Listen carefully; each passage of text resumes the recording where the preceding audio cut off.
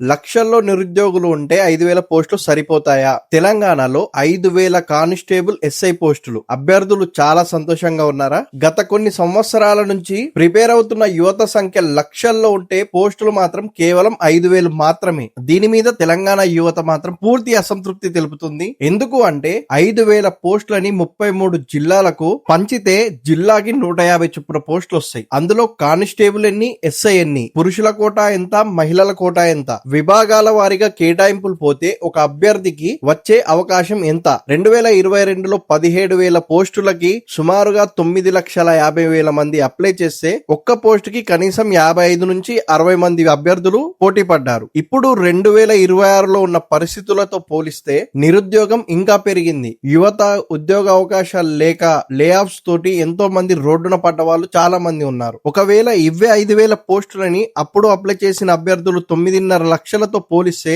ఒక్క పోస్ట్ కి కనీసం 200 నుంచి 250 మంది అభ్యర్థులు పోటీ పడాల్సిన పరిస్థితి వస్తుంది. ఇప్పుడు అందరి ప్రశ్న ఒకటే, ప్రస్తుతం 5,000 పోస్టులు అనేది ఇంకా అధికారికంగా నోటిఫికేషన్ అయితే రాలేదు కాబట్టి దీన్ని వెంటనే మార్చి 19,000 పోస్టులని ఇవ్వాలని అయితే తెలంగాణ యువత అయితే నిరసనలు చేపడుతుంది. దీని మీద మీ అభిప్రాయం ఏంటో కామెంట్ చేయండి. 5,000 పోస్టులు సరిపోతాయా, లేకపోతే 19,000 పోస్టులు వస్తేనే అందరికీ న్యాయం జరుగుతుందా? ఈ వీడియో నచ్చితే లైక్, షేర్, సబ్స్క్రైబ్ చేయండి.